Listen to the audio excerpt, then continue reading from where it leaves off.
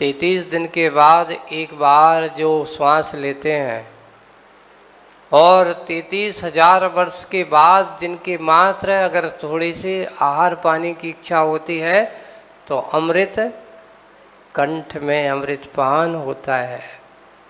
ऐसे वो 33 सागर के देव जो निरंतर सम्यक्त की आराधना करते हैं, सम्यक्त के साथ पंचेंद्रिय के सुखों का अनुभव करते हैं, चित्त शांत था, वैराग्य संपत्ति से उपलक्षित होकर के और भक्ति पूर्व अरहंत भगवान का ध्यान करते हैं।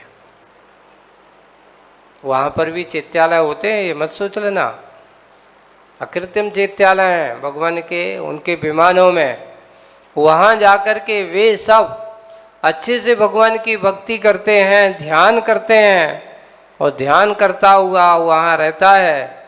आयु का अंत समस्त कर्मों का क्षय करने के लिए उन्होंने भगवान अभिनंदन नाथ भगवान कब हुए तो शंभोनाथ भगवान से मोक्ष जाने के बाद पूरे 10 लाख करोड़ वर्ष का अंतराल रहा। कितना अंतराल है? नहीं, सागर नहीं, सिर्फ अकेला करोड़ वर्ष, सागर नहीं लगाना। 10 लाख करोड़ वर्ष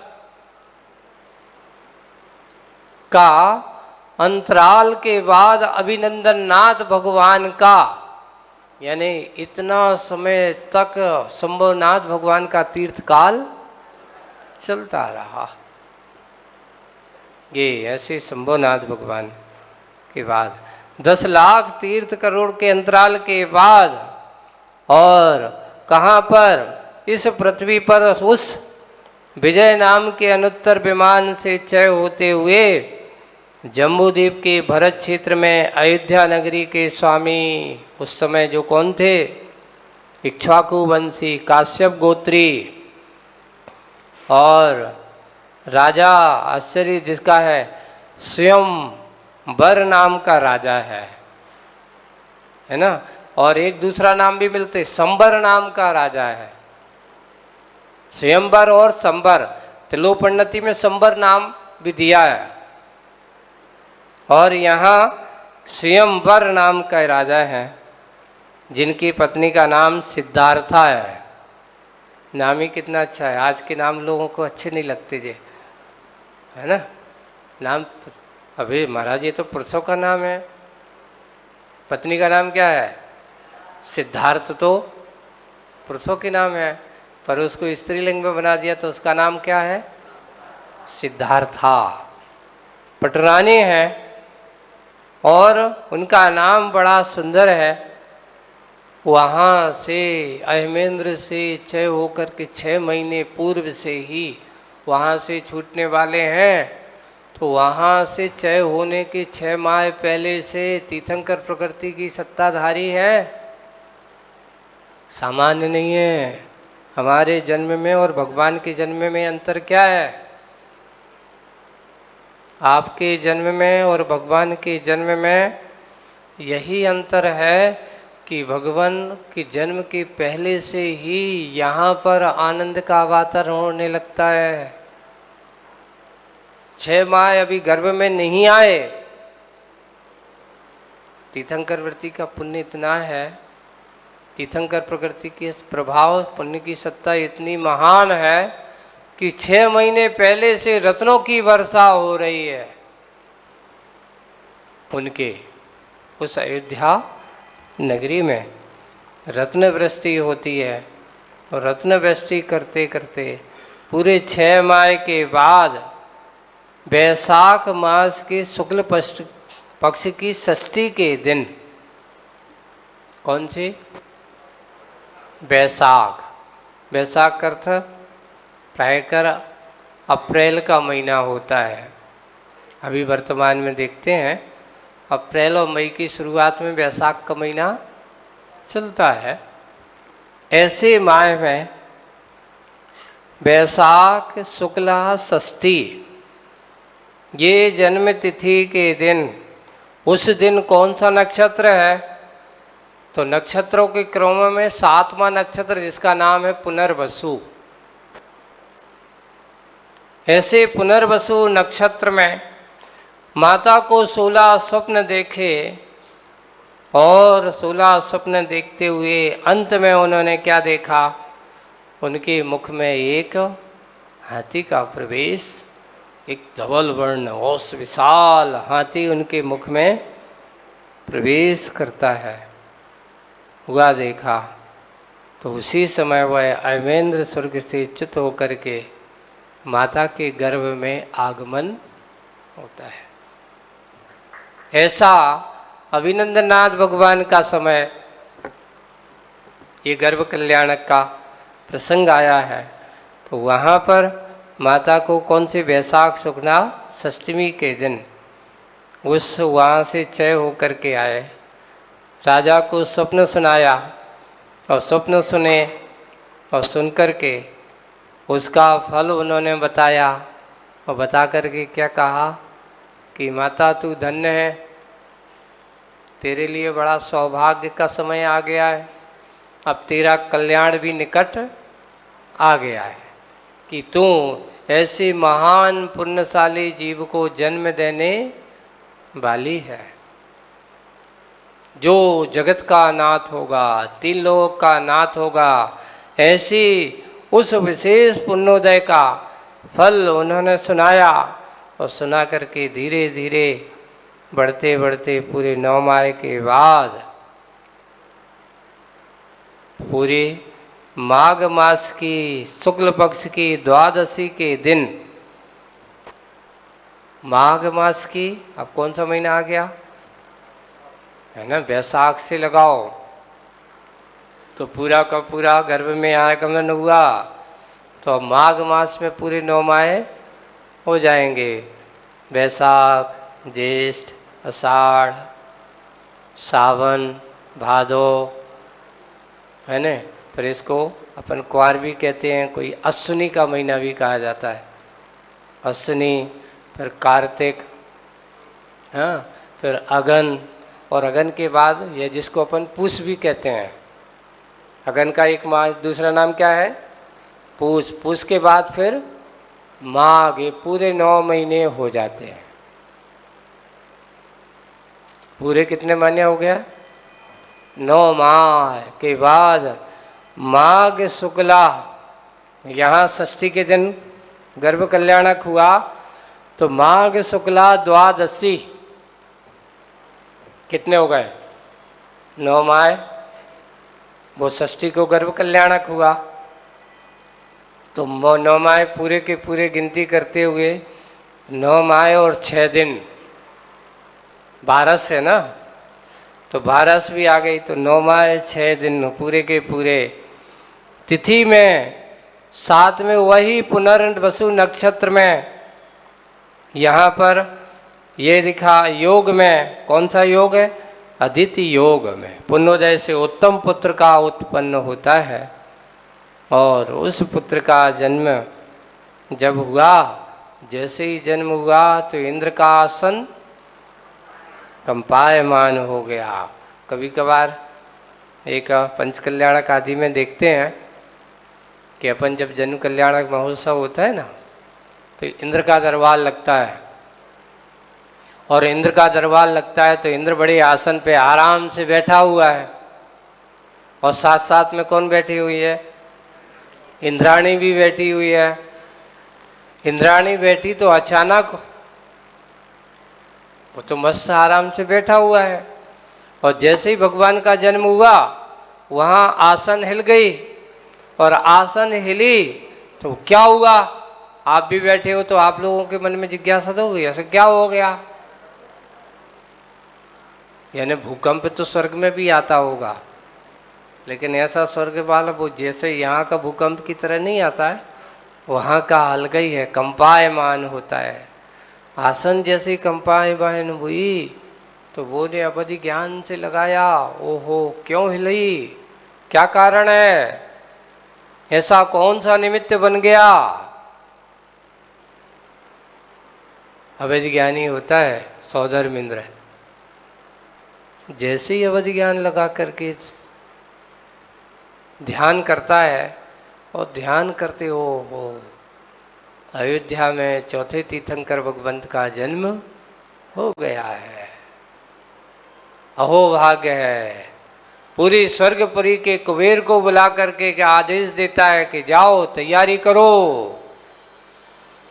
कहाँ चलना है? अयोध्या नगरी चलना है। अयोध्या में सबको पहुंचना है। क्यों? क्योंकि वहां पर तीर्थंकर भगवंत अभिनंदन नाथ भगवान की तीर्थंकर प्रकृति की सत्ता वाले अभिनंदन नाथ का जन्म हो गया है।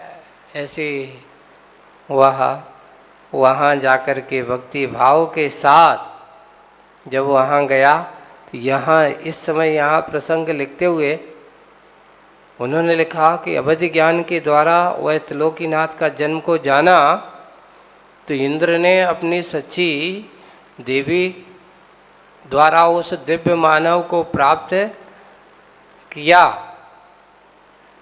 अब जैसे उसने जाना और जान करके सीधा सीधा वहाँ पहुँचा और पहुँच करके सची देवी से कहा कि जाओ, गर्भगृह में तो मैं नहीं जा सकता, अब क्या करो, आप ही जाओ। तो यहाँ अपनी सच्ची देवी द्वारा दिव्य मानव को प्राप्त किया, उसे लेकर के देवों से आवृत हो शीघ्रता से सुमेरु पर्वत पर पहुंचता है। यानी इंद्राणी ही सबसे पहले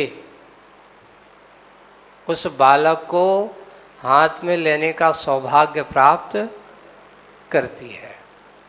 और उसके बारे में प्रतिष्ठा पाठ आदि में लिखा है कि उसकी जिस समय उस तीर्थंकर बालक को वो अपने हाथ में लेती है उस समय उस इंद्राणी की विशुद्धि इतनी होती है, उसके अंदर इतनी विशुद्धि बढ़ती है कि मैं आज अहो भाग्य हो गया, मेरा जीवन धन्य हो गया। उसी का परिणाम है कि उसकी विशुद्धि का परिणाम मात्र एक भव रहता है उसका। वहाँ से स्वर्ग से आकर सीधा मनुष्य भव प्राप्त करके मुनि बन करके कहाँ जाती है?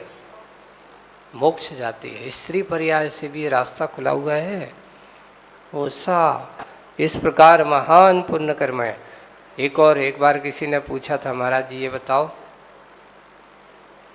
सौधर्म इंद्र कौन बनता है और सौधर्म सची इंद्राणी कौन बनता है? तो तुम कहो कि कोई रईस करोड़पति आदमी बनता होगा? बिल्कुल नहीं बनता। जिसने करोड़ों का दान दिया होगा वो बनेगा? नहीं बनता।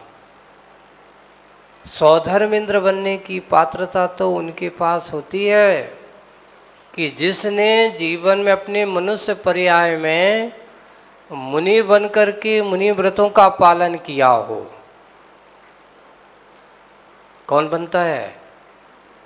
यहाँ से जिसने मुनि व्रतों का पालन करके निर्दोष चर्या का पालन किया, महान तप को किया, और महान तप का फल है कि वो स्वर्ग में जाकर के देव बनता है। देव बन करके ऐसे सौधर्म इंद्र आदि जैसे महान पद को पाता है। तो सच्ची कौन बनता है? कोई सेठानी? कोई सेठानी नहीं बनती होगी, करोड़ों की संपत्ति वाली नहीं बनती है। तो उन्होंने कहा वो महिलाएं जिन्होंने आरिकाओं के व्रतों का पालन किया हो, जीवन के अंतिम समय में ऐसे समाधि मरण आदि का कार्य किया हो, और ऐसे श्रावकों के व्रतों का अच्छे से भी पालन करके जिसने मोह राग द्वेष आदि की प्रवृत्ति को छोड़ा हो, ऐसी आरिका आदि स्त्री पर्याय का छेदन नहीं किया, जाकर के स्वर्ग में ऐसी देवियों का पद प्राप्त करते हैं। वहाँ पर तो ऐसे वह समय तो सची इंद्राणी और सौधर्म इंद्र बनना कोई सामान्य बात नहीं है। तुम कहो कि धन पैसे से खरीदा जा सकता है, नहीं। ये तो धन पैसा, यहाँ तो महाराज हम बोली लगा करके बन जाते हैं, है ना। तो बंधु ये ध्यान रखना, यहाँ की बोली लगा करके अपन बन जाते हैं सौधर मिंद्रादि। तो ये सोच लेना कि ये धन पैसा जो हमने विकार भाव का त्याग किया है, अपने अंदर के राग भाव का त्याग किया है, उस विकार भाव का परिणाम ही है, राग भाव का त्याग ही है। जितना आपका हो सकता है, आज हम स्थापना निक्षेप से इंद्र बनते हैं, तो धीरे धीरे संस्कार बढ़ते बढ़ते आगे वो भाव भी ऐसे होते हैं कि एक दिन वो भी इंद्र ऐसा बन जाता है। इस प्रकार की वह वर्णन करते हुए सौधर्म इंद्र वहाँ से आया और भगवान को कहाँ ले गया? सुमेरु पर्वत पर। और सुमेरु पर्वत पर जब जन्माभिषेक किया, और जन्माभिषेक करने के बाद मायामयी बालक जो वहाँ पर रख कर के आया था, और भगवान ने जब उनका अभिषेक किया, यहाँ पर लिखा है कि वह सौधर्म इंद्र भी भगवान के उस रूप को देखने में बिल्कुल इतना आनंद से भर जाता है कि वह अपने आप को 1008 चक्षु निर्मित करता है, सहस्राक्षु बनता है। और वापिस आकर के यहाँ पर मायामयी बालक को दूर करके माता पिता के सामने सचमुच में बालक को रखकर स्वर्ग चला जाता है। ऐसे ही अभिनंदन नाथ भगवान जो जन्म से कितने ज्ञान के धारी हैं? 3 ज्ञान के धारी हैं, मति ज्ञान, सत ज्ञान और अवधि ज्ञान। जिनका आयु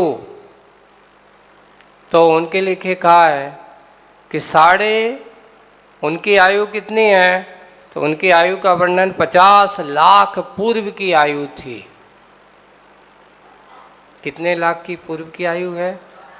अभिनंदन नाथ भगवान की 50 लाख पूर्व की आयु जिनकी है, ऐसा पूर्वी, और जिनके शरीर की अवगाहना 350 धनुष है, और वे बाल चंद्रमा के समान कांति को धारण करने वाले, ऐसे अभिनंदन नाथ भगवान